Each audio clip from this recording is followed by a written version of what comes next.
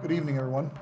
Thank you for joining us this evening for what I'm sure is going to be a very, very interesting conversation with Dr. Laura DeNardis on the Internet of Things. My name is Aaron Schull. Welcome. I'm the Managing Director and General Counsel of the Center for International Governance Innovation. We are a public policy research institute, often called a think tank, that focuses on the intersection of technology, international governance, and cutting edge issues of public policy. And to say that the IoT and internet security is one of those would probably be the understatement of this webinar. Before we start tonight, before I introduce our speaker, I wanted to start with a story. I wanted to tell you about the LeMay family. The LeMay family recently installed a Ring security camera in their children's bedroom.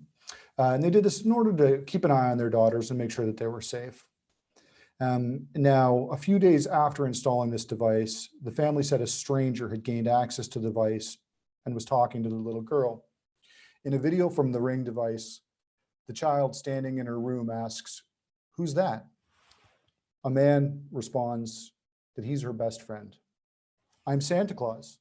Don't you want to be my best friend?" he says. The terrified girl screams for her mother. The hacker also played music for the girl and instructed her to mess up her room and to break her television. "You can do whatever you want," he says. "I don't know who you are," the girl responds. Ashley LeMay, the girl's mother, said that the hacker could have watched her daughters changing or sleeping. They could have seen all kinds of things, she said. So the internet is becoming inextricably intertwined with every facet of our life: cultural, economic, social, our personal lives. It's created tremendous opportunity while also creating equally large vulnerability.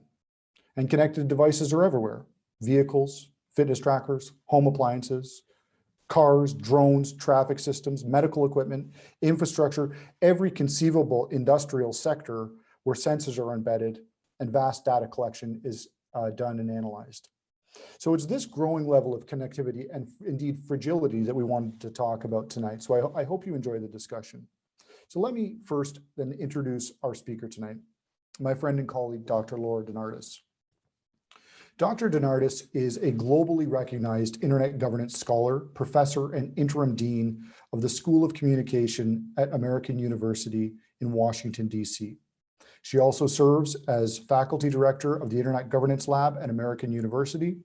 Laura is an accomplished writer, having written 7 books focusing on the social and political implications of internet technical architecture and governance. In addition to being a senior fellow at CIGI, she served as the director of research for the Global Commission on Internet Governance, is affiliated a fellow at Yale Law School Information Society Project, and served as the executive director from 2008 to 2011. More recently, in 2020, Wired UK listed her as one of 32 global innovators building a better future, to which I was pleasantly surprised. Pleasant to see, but not surprised. Laura is a dynamic speaker. She's a true expert on this suite of issues. She's been featured in everything from the Washington Post to the Economist to the New York Times to Time Magazine, Slate Magazine, Forbes, The Atlantic. If I went through her biography line by line, it would read like a master's dissertation and not an introduction. She is incredibly accomplished. And with that, Laura, it's a pleasure to have you with us. And I'm going to turn the floor over to you for your remarks. Welcome. Thank you so much for that kind introduction, Aaron, and good evening, everyone. Let me first say that I'm extremely proud to be a fellow of CIGI, and I have been for quite a while, the Center for International Governance Innovation. And really, the idea for this book really began when we were together on the Global Commission for Internet Governance, and speaking with people, with a small group of experts and high-level policymakers, talking to people all over the world about internet issues, from Seoul to Stockholm and from Bali to Bangalore. And in one of those places, I think Aaron had his jacket custom made. And we had a really wonderful time, but it was provocative to see how the world and see how policymakers view the challenges around the internet. So I'm very grateful for that opportunity to have served as the research director at the behest of CIGI. I'd want to start, if we could bring up the slides that we have, if possible, in the background. I wanted to, and that's the cover of the new book. It's called The Internet and Everything, Freedom and Security in a World with No Off Switch. And I wanted to begin the book, and I'll begin the talk today with the next slide, which is just asking a provocative question. I'd like you to think about, what would the internet be doing if humans suddenly disappeared from Earth? Now, I wrote this book long before the pandemic, but that's a question that is retrospectively very chilling in light of so many people being locked down and unable to go to school and to their places of employment and church and just the usual things. So what would the internet be doing? Well, quite a bit would be happening. Surveillance cameras on the streets of Beijing and DC would be streaming video. You would have self-driving trucks driving autonomous vehicles around an Australian mine. Russian social media bots would circulate political propaganda. Thermostats in homes would regulate home climates. Robots would continue to move merchandise around massive Amazon warehouses. Sensors all over the world, environmental sensors and others, would be gauging air pollution levels. Bank accounts would make payments. Servers would mine Bitcoin. None of this requires people to happen in the moment. Until electricity stops flowing, cyberspace lives. I wrote that to try to capture how far digital systems have leapt from human-facing display screens into the physical world of material objects. And the main idea is that the internet is no longer a communication system connecting people and information. It's a control network in which more things and people are connected, and in which battles over this infrastructure, control over this infrastructure, is a proxy for political power. This is often called the Internet of Things, as Aaron mentioned, which includes home appliances, as he mentioned. It also includes wearable technologies, clothing, industrial systems, smart cities, and internet-connected medical devices. So these are all objects and systems that have both physical and cyber elements, as opposed to the screen-based internet we access through a phone. Think about how you access the internet every day through a phone, an iPad.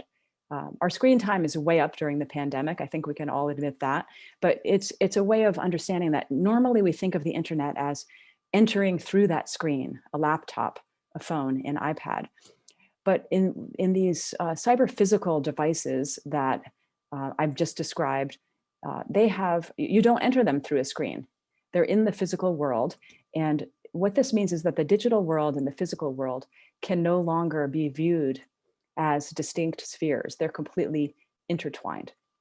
Now, right now, and rightly so, the entire world is fixated on digital content concerns among humans. What are some of these? Disinformation, of course, violent extremism online, fake news, hate speech, threats, propaganda. These are crucial concerns. But the reason that I wrote this book is because in the long term, the far more consequential issue to democracy and national security is that the internet is embedded directly into the physical world.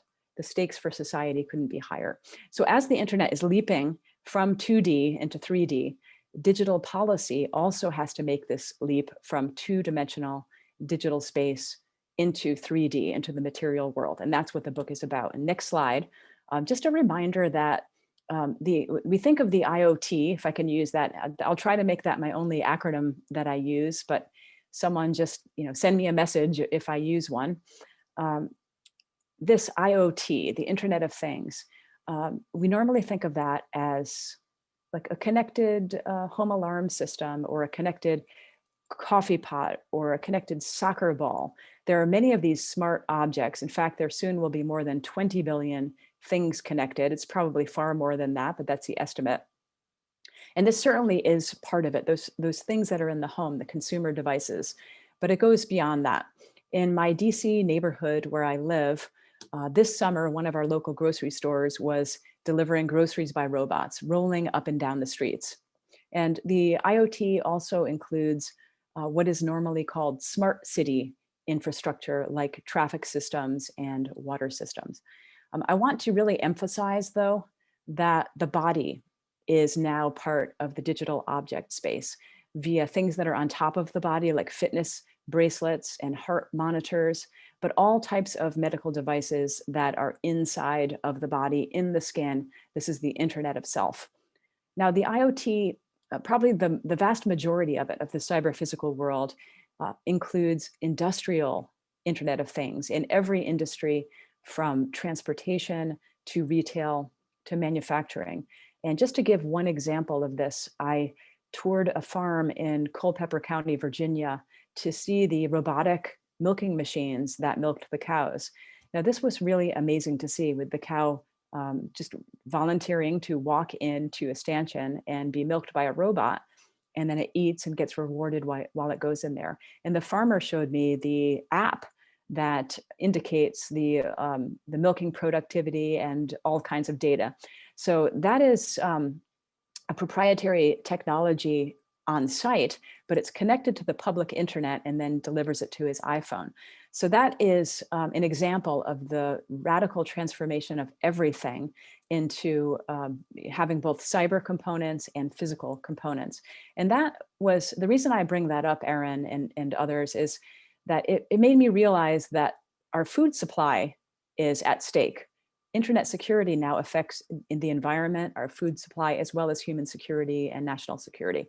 Now, this transformation has been happening for a while. If we could go to the next slide, I like to mention the history of this, because some of it seems, when you think about grocery delivery robots or robots that milk cows, it seems very futuristic, like the Disney movie WALL-E or any kind of a sci-fi movie. But this transformation has been happening for a very long time.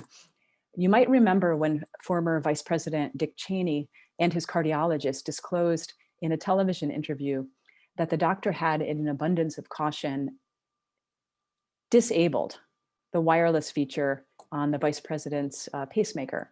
It was really just out of fear that someone could assassinate the vice president by hacking into the wireless pacemaker. I believe that this was later made into an episode of Black Mirror. But that was quite a while ago. It seemed like a remote possibility until about 10 years later, the FDA issued a safety warning about vulnerabilities in radio frequency enabled implantable cardiac devices. That's a pacemaker. And also 10 years ago, I would be remiss to not mention Stuxnet.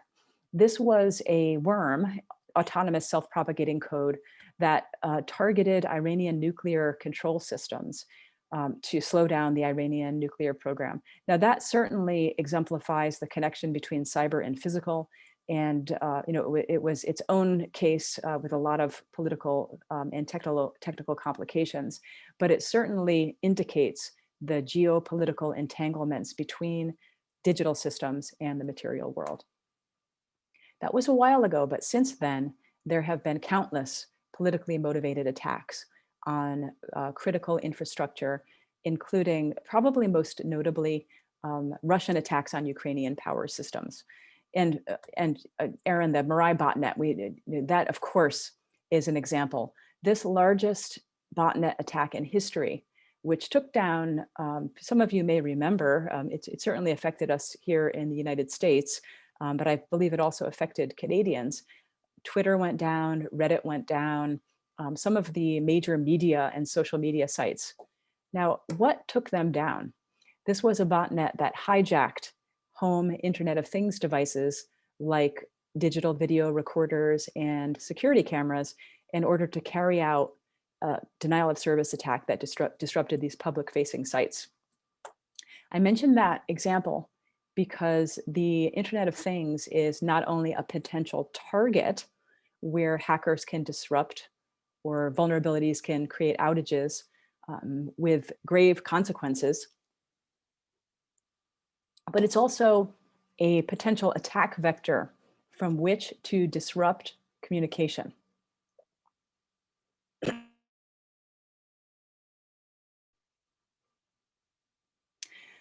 So we used to have this expression in internet security that goes back a way, that no bullets could ever be fired in cyberspace.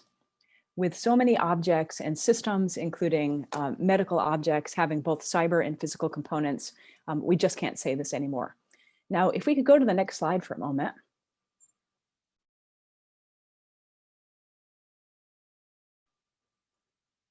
Thank you. One of the reasons that I was motivated to write this book was really a challenge to my own research and policy engagement, because the internet entering the physical world challenges definitions of absolutely everything in tech policy. What is an internet company? What's a tech company? What's an internet user? What is the internet? And what do we count as internet freedom? Well, often, and especially in the European Union, people use the expression GAFAM, and that's my acronym. Google, Apple, Facebook, Amazon, and Microsoft. Sorry about the acronym. That's usually what we think of as a tech company.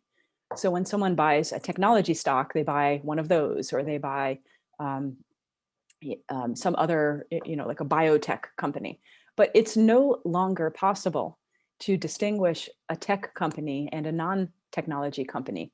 All firms are technology firms, and they certainly consider themselves that. They all are extremely self-aware and deliberative about collecting massive amounts of data about customers. They all require extremely strong cybersecurity to continue functioning. And most companies, their core products and services are embedded with cyber capability. All companies now exist in both the digital and the real world. Another complication that really throws policymakers is, what's an internet user? In the Internet of Things, internet users are not people. Many connected objects like energy sensors, for example, have no formal relationship to human users. And I'm sure most of the people who are on this event, you already know that most people online, or at least some people online, are not actually people at all. They're bots, and they're programs that simulate human activity. For example, retweets, or denial of service attacks, or a lot of social media accounts are not people at all. And that's why it's very difficult for social media companies to it's like whack-a-mole, to constantly deal with that. Another complication is that, and this is incredibly important for internet governance and internet policy, it's the reality that people who have never been online, and I'm sure you know that almost half of the world is not online, those people are also directly affected now by what happens online, such as being affected by a Target data breach, where maybe they used a credit card to buy something at Target, or maybe they're showing up to get an MRI, and a ransomware attack has locked up the medical records at their doctor's office. So phrases such as being on the internet or being off the internet, or a technology company and a non-technology company, or an internet user and a non-internet user, have absolutely no distinction. And finally, on this slide, internet freedom also changes. This is something that we discussed a lot on the Global Commission for Internet Governance, about what is internet freedom? How do you have a free and open internet? Well, most of those discussions throughout the history of the internet have revolved around speech issues. And we're certainly in a massive debate over free speech in the United States right now. But the issue of internet freedom being around free speech has to expand into cyber physical worlds, to freedom, for example, from algorithmic discrimination, freedom to have some private domain, and just the freedom to not, I'll say this in an inflammatory way, the freedom to not be killed by a device. So human safety and national security as well. And on the next slide, I wanted to throw out a couple of ideas. What does this transformation mean for society? Well, this transformation from the internet being a display-mediated digital communication network to being embedded directly into the physical world, I don't think I'm exaggerating when I suggest that this may be even more consequential than the shift from an industrial society to a digital information society. The potential for human advancement and for economic growth is absolutely staggering, and many people talk about that, and I certainly do in my work, but it does create challenges. There's a challenge to how we work. Cyber-connected autonomous objects, and just one example of that would be self-driving, um, any kind of a self-driving vehicle in a warehouse, on the street, truck drivers, connected robots. These are things that are subsuming entire labor categories. They're just frankly going to go away. Privacy is transformed, probably even more so than labor. I will just suggest this by way of a question. Will there be any domain of human existence that is private when surveillance is no longer about discovering the contents of an email that I might send to Aaron, but about listening in to everything that we do in our homes, bedrooms, bathrooms? Some of you have a digitally connected sink. I know that. And in work. So the Internet of Things radically escalates privacy concerns, moving from everything we do through a screen to basically everything we do in the most intimate settings. Now this collection of data means that it's done, it's a little bit different from the collection of data in the screen-based internet, because that is collected primarily to serve ads to us, and it's revenue generating. The collection of data in the Internet of Things is just endemic. It's necessary for the very operation of the system. So what will that mean? I want to add a dimension of privacy that's not always discussed, and that's the connection between privacy in the Internet of Things and the possibility of discriminatory practices. Already, some insurance rates and eligibility are connected to the data that's collected in modern cars. Employment decisions can be made around Fitbit data, credit rating, predictive worth to businesses, law enforcement evidence gathering. I live in DC, so there are license plate readers and law enforcement surveillance. It's everywhere. Political communication targeting.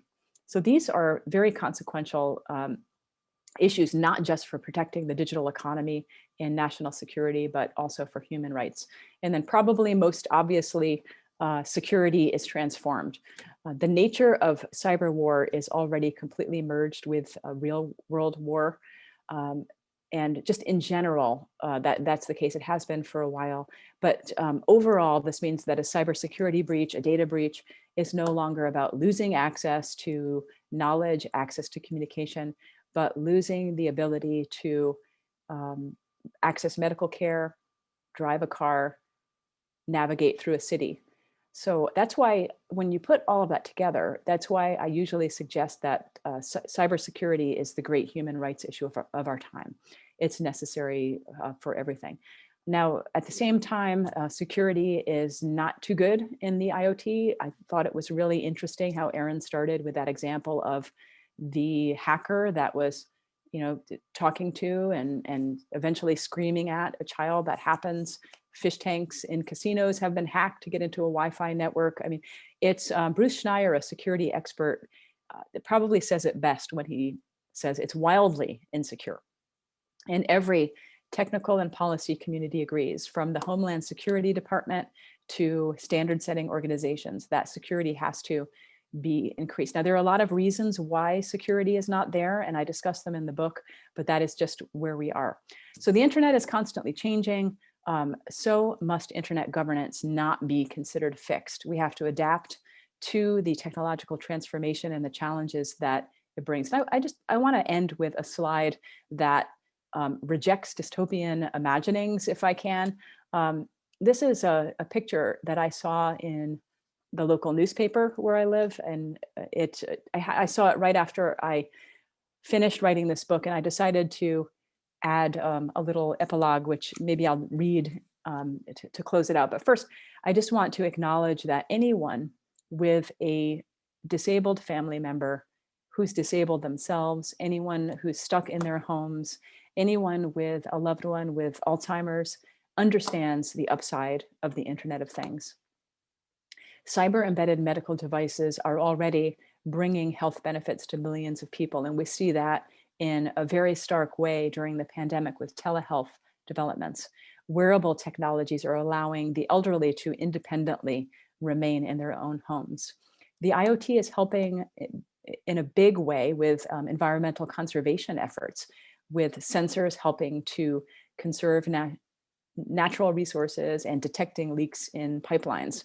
Autonomous vehicles are so far a lot safer in industrial settings than people driving the cars around.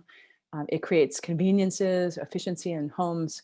So there is a lot that is so beneficial, so advantageous to human flourishing, to the digital economy, and to our to every industry. Raising the concerns about safety, security, and privacy is not at all dystopian. It is exactly because it's so important to get this right that that I raise them. And I do so as an engineer at heart who loves technology.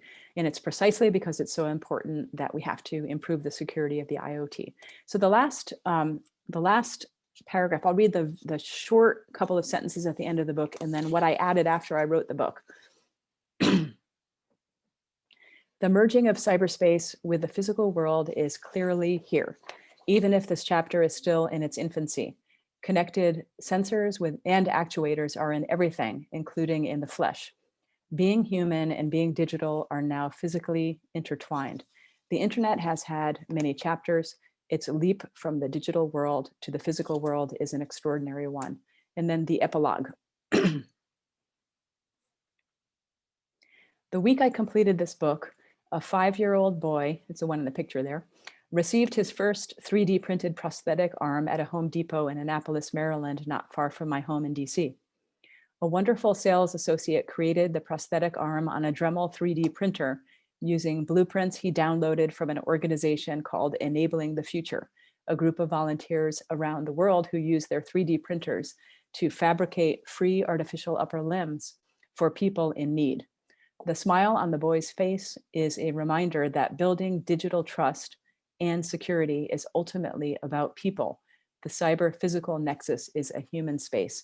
Thank you very much.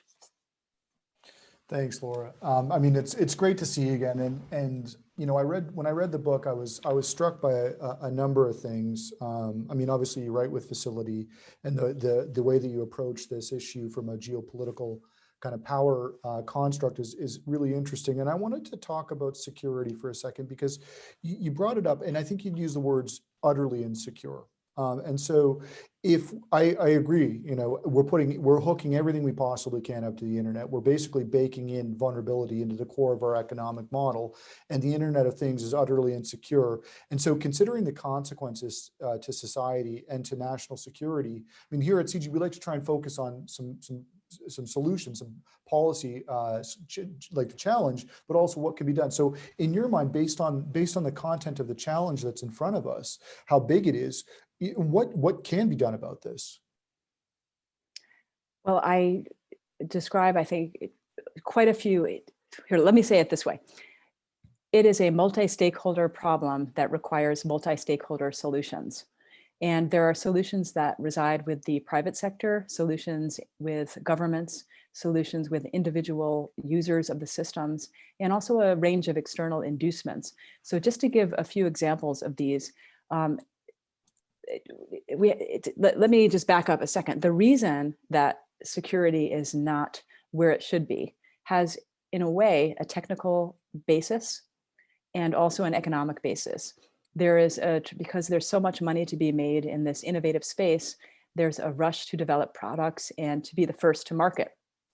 And so security is not necessarily designed in. It costs more money to do that, and then you're not competitive. So there's a competitive economic reason for this. There are also technical reasons, and you know, the thesis of a lot of my work, Aaron, as you know, is that arrangements of technical architecture are also arrangements of power.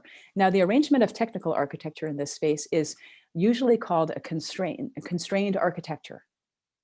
And that means that it could be a very small component. Think about something like a doorbell. There's limited microprocessing power. There's limited capacity for memory. So how do you do extremely strong encryption in that environment? It's very difficult. So there are solutions that are being worked on right now in technical standard setting that help make a more efficient and slim encryption that could be applied to that. There are security by design, privacy by design efforts that are happening in manufacturing consortia. I recommend that the device, just very simple things like devices should be upgradable. This has been the basis of security for the last 20 years. Everybody is, probably sick of upgrade my Microsoft Office, upgrade this, hit upgrade the Apple. You've got to update your iPhone.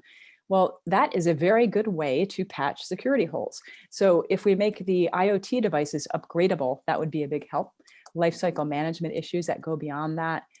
I also recommend transparency and disclosure about everything from data breaches to vulnerability discoveries to privacy and security practices. Now, I could talk about this for a while, but let me just suggest a few other areas. One is corporate governance. And I spend a lot of time giving security briefings to people who are on boards and are have liability and a fiduciary responsibility to their customers and to their investors. And believe me, they are really thinking about the corporate social responsibility behind this. So these are large users of the IoT who realize that a data breach will be a problem for them. And they go through certain steps to make sure that they only buy products that are up to certain standards. And that's a way to influence it through market influence. And sometimes they get insurance. And by the time you get cyber insurance, you have gone over a pretty high bar. So, that's another way. Meaningful privacy legislation is another area that I write about a bit in the book. And then if I could just toss in one idea that people may not necessarily link directly to this, it is in a security area that is completely outside of this. We have to rethink things like the vulnerability stockpiling. Governments have a cyber offense responsibility and they have a cyber defense responsibility. And things have tipped a little bit towards cyber offense. And when there is a vulnerability discovered in a system, sometimes that goes unpatched because it's important for cyber offense capability. But given the consequences of an outage to national security and human safety in the IoT, I think that should tip a bit more towards cyber defense. Yeah, we should have a separate webinar on bug bounties and that. But you'd mentioned technical standards, and I'm blown away by, when we talk about technical standards, I'm blown away by two things. One is how important they are. And two is how little attention they get. So I hope we can come back to that thread. We're getting some questions from the floor, so I'm going to encourage the audience. If you do have a question, please use the Q&A function because we are going to start rolling into the audience questions. But I also, when you put up the slide, and there was one word that I was struck by, it was democracy. And obviously that's on everyone's mind today. It's been on everyone's minds, recently.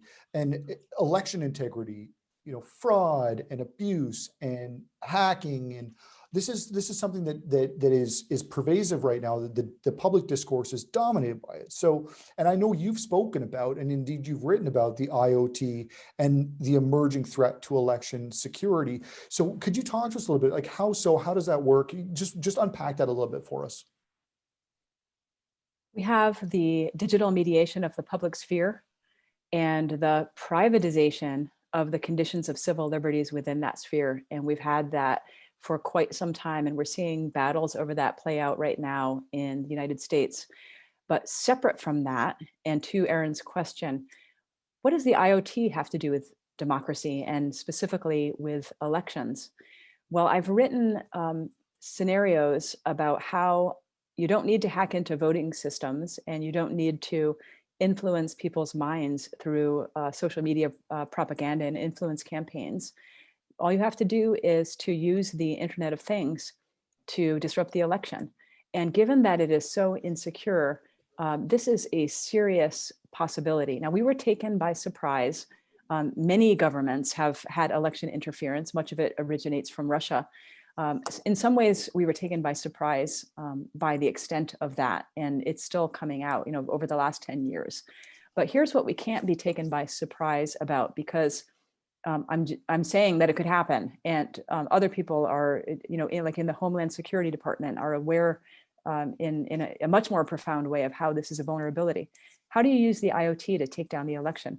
Well, instead of disrupting voting systems, you just prevent people from voting. That's one way. Hacking, let's say someone, you target, I did an exercise once with graduate students where my question to them was, how much would it cost to hack the election? To hack the election using the IoT. So all you'd have to do is get a data scientist, find the swing districts that you have to affect, and break in to their alarm systems and start setting off alarms. And people are distracted by these kinds of things and maybe won't vote. You could also disrupt transportation systems, because we know from data that people are hesitant to go vote if there's a traffic jam or if there is inclement weather. So you could disrupt the weather sensors, predict a storm, and lower the rate of participation in the election. Now, it doesn't even take any rocket science to do that. I talk a lot about transductive cybersecurity breaches. Now, this is a concept it takes a little bit too long to describe, but I'll just say it this way. Instead of hacking into digital systems, you just have to hack into the physical world by changing the temperature, changing wind speed, changing light, changing a glucose reading. And then the digital sensor picks up on that erroneous reading. It encrypts it, it authenticates it, it analyzes it, and then it's legitimate. So you just have to hack into the real world. And now we have examples of security researchers who have rolled a set of iPhones onto a street that were active and sending signals to simulate a traffic jam. It's very easy to do that. So that's another way. And then I'll just mention one other way that you could hack the election with the IoT. That is similar to the Mirai botnet, on the day of the election or leading up to the election, you could carry out a botnet distributed denial of service attack that disrupts political campaign sites, major media sites, or municipal and local information about where to vote. So I think that's a connection that is under discussed, Aaron, and we can't be taken by surprise. And this is all about power. Yeah, no, look, your point is not lost on me. And what's particularly troubling is a lot of that stuff wouldn't even be hard to do. But so I'm gonna turn out, we got some questions on the floor, and so I'll just gonna read this one verbatim, and then I can take it as answered live. Much has been made of the vulnerabilities of IoT devices, smart sensors, fridges, even fish tanks, actually going back to the one you mentioned, and the resulting devastation, say, for homeowners or private companies following backdoor hacks. Are government departments / agencies equally as vulnerable to IoT hacks, or are they generally more on top of things and less susceptible to IoT rooted hacks? So really the question's going to the distinction between the public and the private spheres. I would say that corporate users of IoT are more on the ball about the deficiencies of the systems and attentive to this. And that, I'm sorry to say, we're just not there yet in government use of the IoT, and that's across the world. And the reason for that is because we traditionally have an information technology group in government agencies and people who focus on information technology, and they are still thinking about it as the screen-based internet. So that's exactly why I wanted to write this book, because attention has to shift into the connected systems. And when you start talking to people in governments, and actually this is very relevant to what you're working on there at CIGI now, Aaron, we should talk about this with the project you're doing, but they don't necessarily take an inventory of the IoT devices that are even in the buildings, in the government buildings. They do if it's a biometric security identification system. They do if it is something that is, like directly physical security related. But what if it's a connected light bulb in a new building, or in something that is not necessarily either in the information technology group or in the security group, the physical security group? That's where things fall through the cracks. So I think we have to have better, government procedures around that.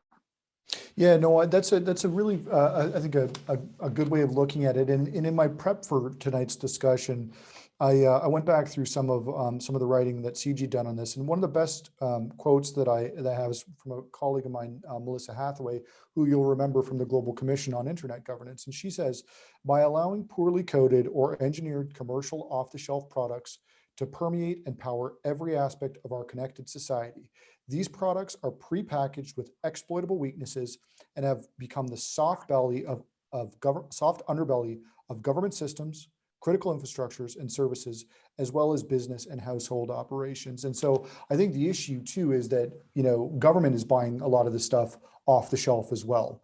And so I appreciate that there's going to be some aspects where security concerns are heightened, but there's going to be others where, it doesn't get the scrutiny that it likely deserves, given some of the concerns that you're raising. So we've got another one, and we're going to go kind of cut it in a different way, because I do like having these be interactive. And this is a question I think from one of our our colleagues. Hi, Laura, great to hear you. Please explain the connection between IoT and Alzheimer's that you mentioned. So I know we're cutting in a bit of a different way, but I want to pull the questions right from the floor. So please, Laura. I see that it's Gordon, and Gordon, I wish I could see you, but we spent, I think, 8 hours together in waiting for a connecting flight in Frankfurt, which I'll never forget. And we didn't have any IoT to keep us company in the waiting area. Thank you for the question. It is a really important one. There are a lot of innovations right now that help detect whether someone has taken medication, that are on a person. What are the concerns when a loved one has Alzheimer's or any kind of dementia? They sometimes can get confused and wander off, and having the connected GPS enabled tracking system on them, which I would call the part of the IoT, like a little bracelet, can help to track where they are. There are ways to see if someone has taken medication. I'm not a proponent of invasive cameras in homes, but when you have someone who is, in the beginning stages of Alzheimer's, it's a good idea to have some kind of a camera to see what's happening inside of the home and make sure that they're safe. And then I studied a lot of the patents that were being filed around this, and I was most interested in innovations around pills. Now, this gets into red pill, blue pill, really scary invasive surveillance, it's the subject of the most dystopian science fiction we can imagine, Gordon. But what if you need to know if a loved one has taken the medication? Well, there are now sensors being built into medicine, and then it sends a signal to something that someone wears on their wrist, and then someone can access that over the internet. So there are a number of connections that are related to safety, tracking, and making sure that medical protocols are followed. Super, thanks for that, Laura. We have a question from Ian Patterson here that I'm going to turn to, and Ian is helping us with some national security work, and he knows a thing or two about cybersecurity, so I'll just read this verbatim. We can't just point the finger at IoT devices when thinking of vulnerable systems deployed in government and industry. Look at some of the high-impact CVEs last year. Industry standard devices such as Cisco and Citrix exposed networks to attacks. The broader picture is that we are exposed at many layers/levels, but IoT is often closer to the physical layer or the kinetic world. More of a statement than a question, but is there anything in there that you'd like to react to, Laura? Well, I absolutely agree with the premise in the question that we can't just worry about the IoT, that we have to pay attention to all aspects of our digital world and the consequences of outages in the screen-based internet, and what we think of as the traditional internet in our communications and our access to knowledge. When you think about things like cryptocurrency, that even amplifies further. If you think about financial systems, then the security of that, absolutely, it's incredibly important. But I think that part of the point that I'd like to make is that there is far more attention to that cybersecurity world than to the world of the Internet of Things. In fact, even if you're in a room with a like-minded experts, and some people here may relate to this, a dinner party with experts from corporations, government, technology standard setting organizations, every time you talk about one subject, they call it cybersecurity. And then in another topic, it's called internet security. Or if you're talking about the digital economy, it's suddenly the internet. If you're discussing national security, it's suddenly cyber. We don't even have a shared vernacular to bring these worlds together. And what I'm suggesting is that the same attention, as substandard as it is to cybersecurity in these environments that Ian mentioned, we don't even have that level of attention or awareness on the cyber physical side. Yeah, and you mentioned dinner parties. Do you remember when that was a thing that people used to do? I long for those days. And in fact, actually, some of the people that are with us this evening will all have to get together for dinner once this dreaded pandemic is behind us. Got another question here, and this is provoked by the doorbells. So it says, a few years ago, I was working with doorbells using TLS 1.3. How do we build legal frameworks to get IoT vendors to actually use these tools, since they obviously exist? This is such an important question, and I appreciate it very much. So technical standards are, a big part of this, and technologies exist that can solve a lot of the problems that exist right now.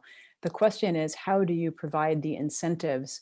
And this is not just a problem in the Internet of Things world. This is a problem, and I actually wrote my doctoral dissertation on the politics of a protocol called IPv6. And this was quite a long time ago when I wrote it. And the thesis was that, I picked up from my own dissertation advisor that protocols are politics by other means, because they can solve problems, they can create problems, and they have political implications. But that doesn't mean anything if they're not implemented. And how do you go from the existence of code or a technology or even a specification like a standard, a protocol, which is really a blueprint for how to do something that provides interoperability and solves a problem? How do you get that to go from its existence into products? And that is a very big problem that's not solved yet. I mean, I think that one role for governments is to have procurement policies that require, as they increasingly use not only digital technologies through the screen-based internet, but start adopting cyber physical technologies in the IoT, to have procurement policies that require certain kinds of a certain level of security. So that's one solution to that, but it's definitely a dilemma. We've got a question from Susan Aronson that I want to turn to, but let's pick up on that thread. So we talked a little bit about standards there, and you mentioned protocols. So, I mean, the IoT is built on top of the core internet infrastructure, which is made up of protocols and interconnection and routing. And one of the most basic of these, as you well know, and indeed are an expert on, is the internet protocol. And so I was struck by something that, and this goes back to the thing I was saying at the beginning about technical standards, their importance, and as well as how little attention that they get. So as I understand it, Huawei has advanced a new proposal for a new IP protocol within something called the International Telecommunications Union. Again, I talk to people about this, Laura, and I can literally watch their eyes glaze over as I'm speaking, because they think it's all just about, it's the prerogative of computer scientists and engineers. It's anything but. It's deeply geopolitical. It's about power, and it's about advancing national interest. But they advanced this new IP protocol, which, as I understand it, is a fundamental redesign of the internet from the top down, which engineers in state control. So can you talk to us about the implications of that move, and as well as trying to advance that standard? Thank you for that question.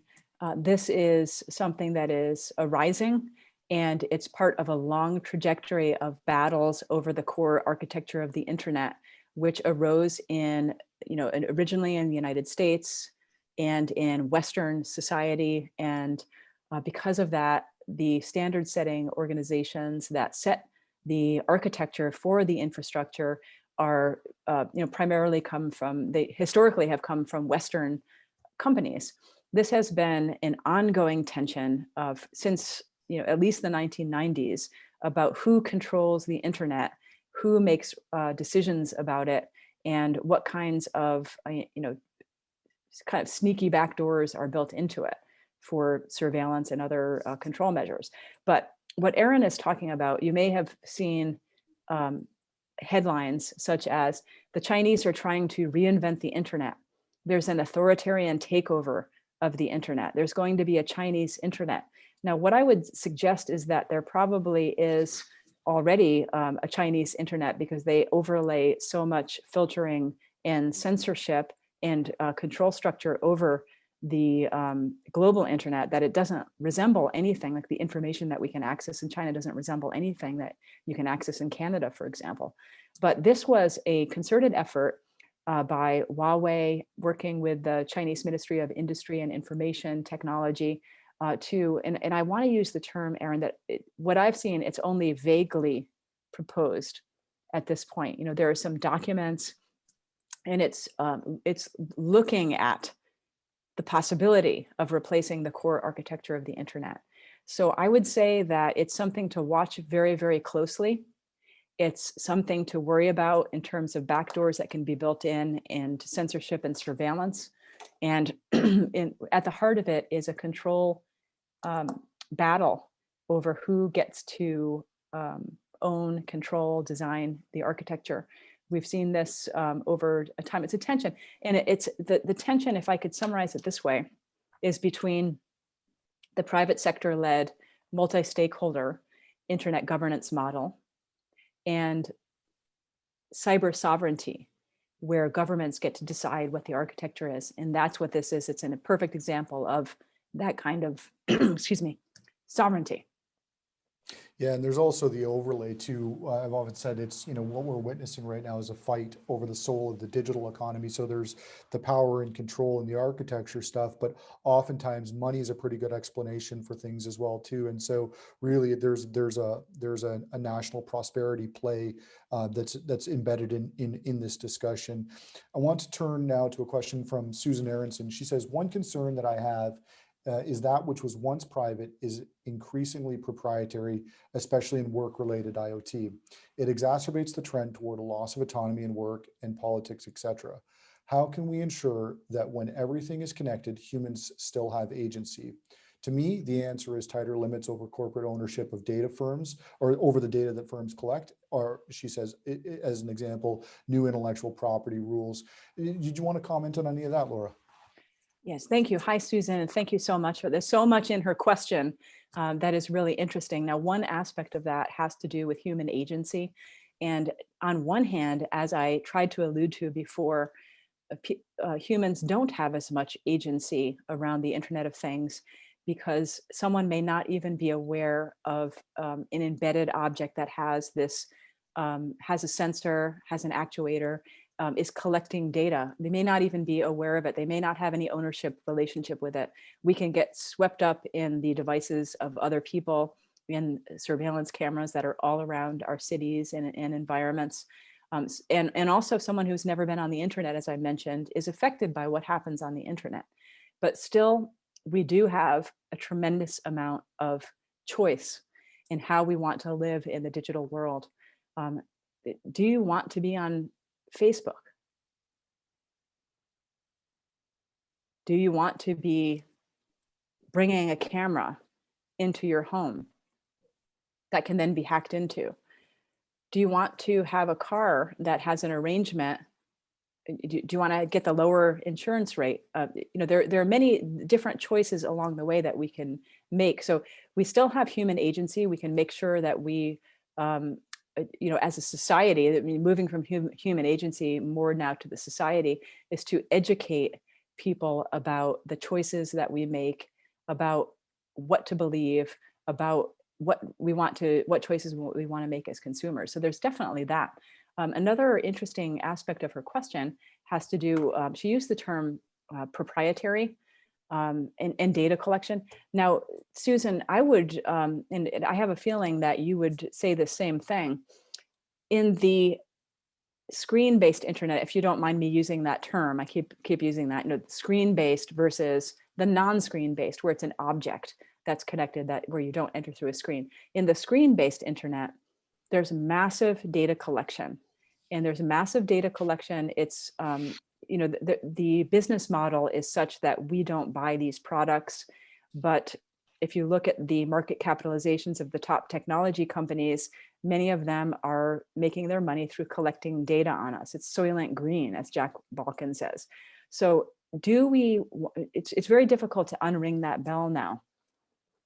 There can be GDPR type, the regulation in the European Union, privacy constraints on the collection.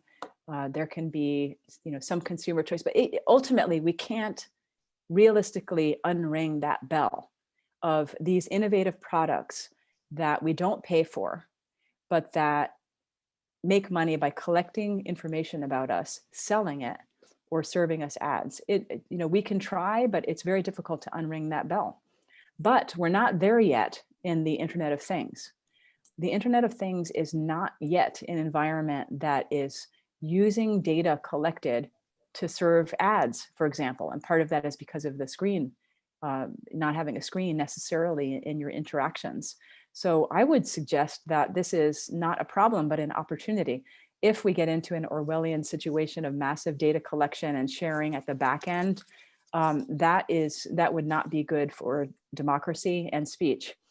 But if we can get out ahead of that and create things like data breach notifications, limitations on how data is shared between the IoT and social media, for example, I think that would be a big help. Yeah, no, and it's interesting, right? There's the question really about human agency. I mean, there's a powerful cocktail between data science, behavioral science, and behavioral nudging, and we don't really have an opportunity to get into that. But CIGI will be releasing a policy brief on the international human right of freedom of thought and the interplay between data science, behavioral science, and that nudging to examine what the impact is on our human agency and on our autonomy as those tools get more powerful, as the data sets get bigger and bigger. It's certainly an issue that we're going to have to wrestle with in terms of public policy.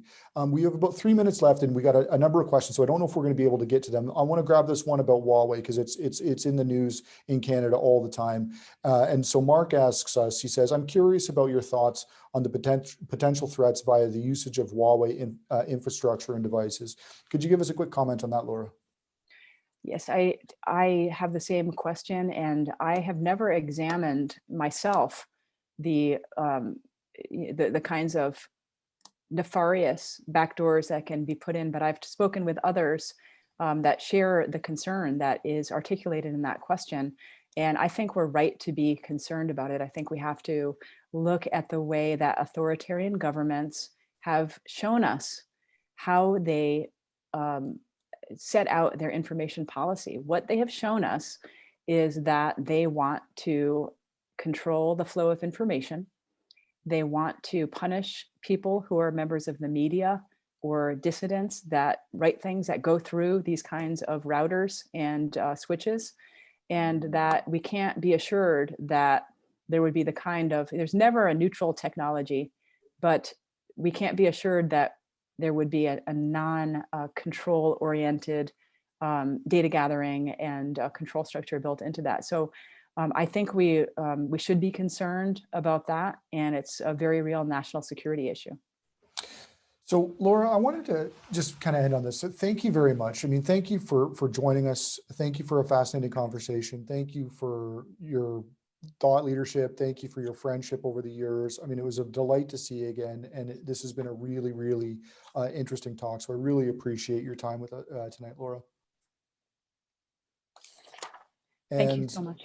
Oh, no, it's great to have you with us. And so, and last but not least, please join us on February 9th, where I'll be sitting down with the director of CSIS, or the Canadian Security Intelligence Service, David Vigneault. And we're going to be talking about national security, economic prosperity in Canada's future. Please also subscribe to our newsletter so you can stay up to date on our research and all of our events. Thanks again, Laura. Thank you for joining us. Good night and stay safe. Thank you, everyone. Bye-bye. Thanks, Aaron.